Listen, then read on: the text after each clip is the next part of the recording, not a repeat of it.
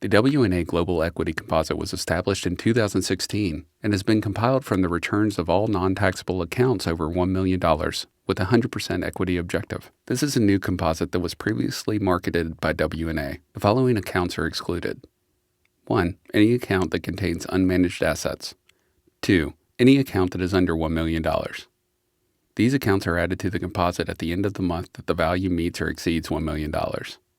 3. Any account that is not invested in accordance with the WNA Global Equity Model, i.e. large cash positions on new accounts, addition of non-equity components, etc.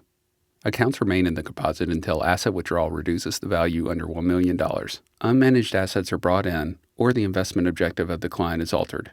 Past performance for these accounts remain part of the composite, and the account is withdrawn at the beginning of the month when the change occurs.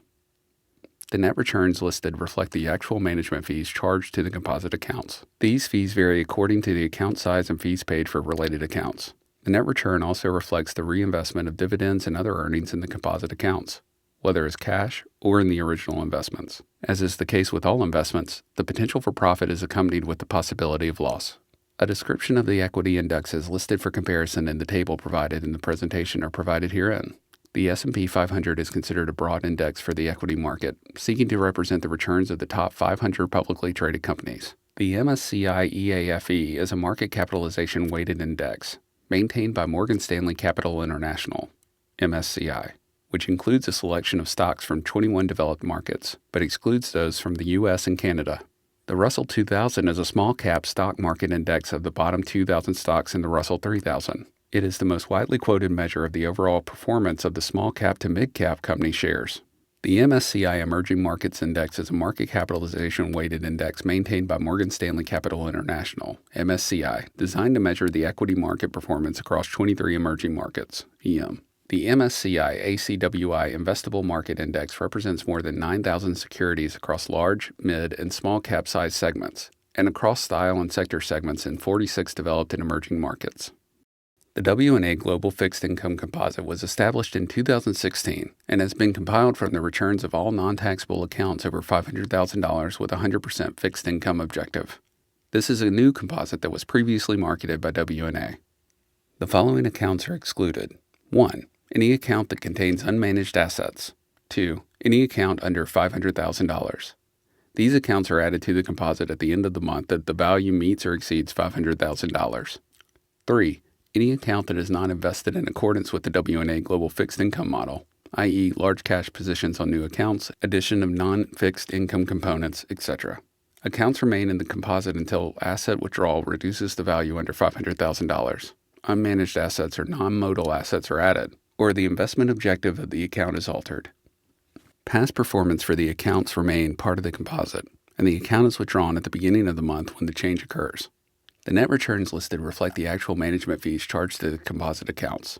These fees vary according to the account size and fees paid for related accounts. The net return also reflects the reinvestment of dividends and other earnings in the composite accounts, whether as cash or in the original investments. The composite may or may not be the actual allocation determined to be appropriate for any individual client, and a client may or may not follow the composite. Clients with the allocation shown may have different results based on capital flows, timing of rebalancing decisions, fees charged, or other factors. As is the case with all investments, the potential for profit is accompanied with the potential of loss. The index used for comparison is the Barclays Capital Aggregate Bond Index. It is a broad-range index that represents the total return of the bond market. It covers most U.S.-traded bonds and some foreign bonds traded in the U.S. The index information is supplied to WNA by a third-party quotation service. Investors should note that investments cannot be made directly into this index. The Leuthold presentation is not a solicitation or offer to buy or sell securities. The Leuthold Group, LLC provides research to institutional investors. It is also a registered investment advisor that uses its own research, along with other data, in making investment decisions for its managed accounts. As a result, the Leuthold Group, LLC may have executed transactions for its managed accounts and securities mentioned prior to this publication. The information contained in the Leuthold Group LLC research is not, without additional data and analysis, sufficient to form the basis of an investment decision regarding any one security. The research reflects the Leuthold Group LLC's views as of the date of publication, which are subject to change without notice. The Leuthold Group LLC does not undertake to give notice of any change in its views regarding a particular industry prior to publication of their next research report covering that industry in the normal course of business. The Luthold Group LLC may make investment decisions for its managed accounts that are inconsistent with, or contrary to, the views expressed in current Luthold Group LLC reports. Wheaton Investors LP, Wheaton & Company LP's parent company, owns 22% of Luthold Group's securities. A managing director of Wheaton & Company LP is a member of the Luthold Group LLC Board of Directors. Wheaton & Company LP, member FINRA, NASDAQ, and SIPC.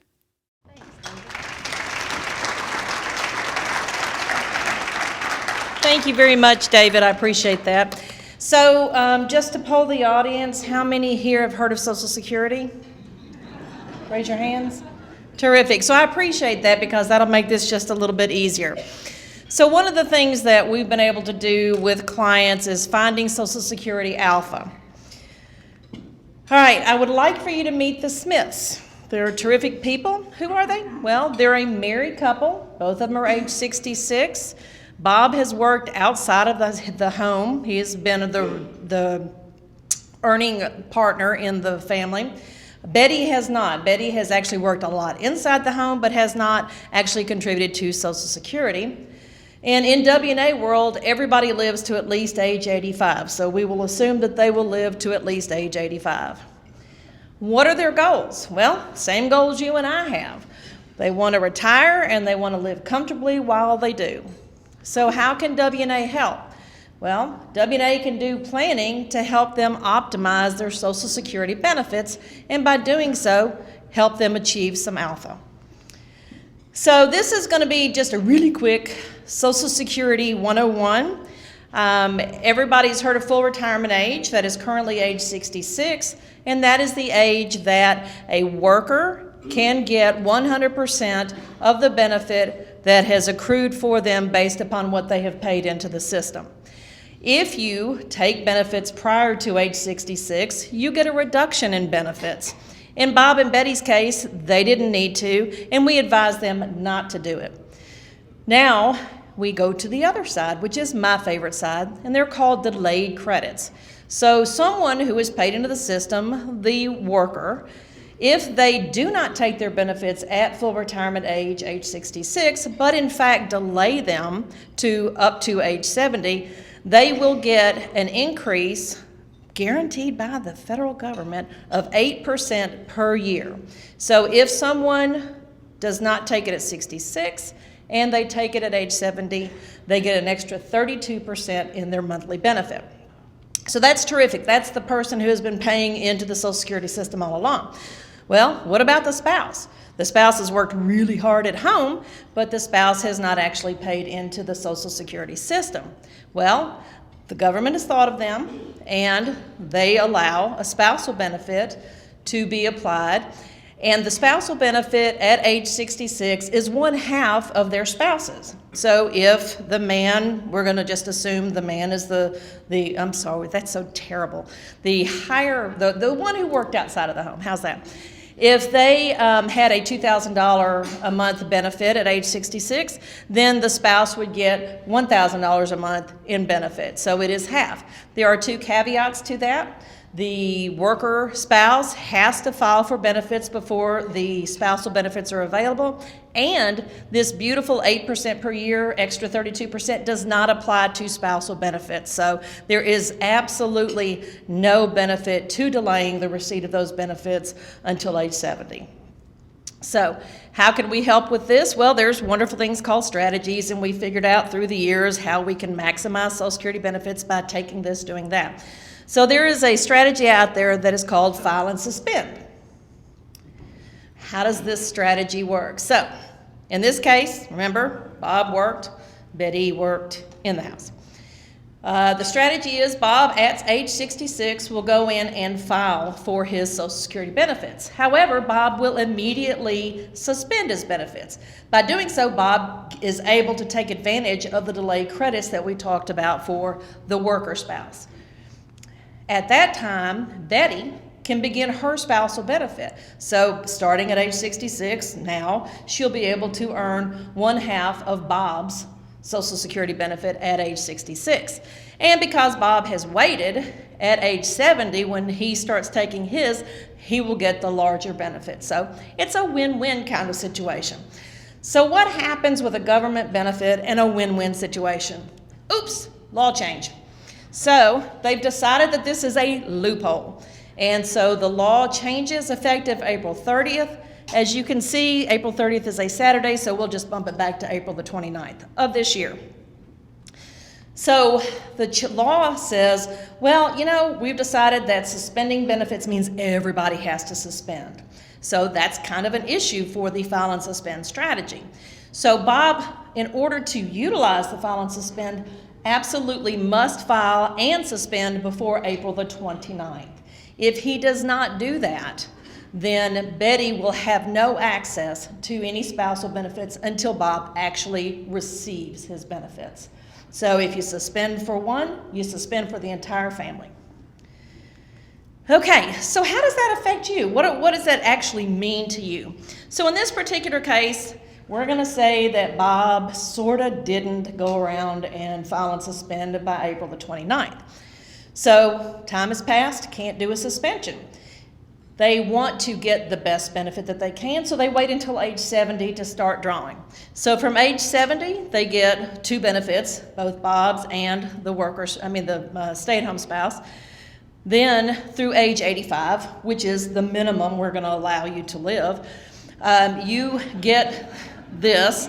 This couple will get $1,062,000 in benefits during this 15-year time period. Holy cow! I mean, this is terrific. Very comfortable for me, but what can we do to make it better? Well, let's talk about filing and suspending. So what happens with this?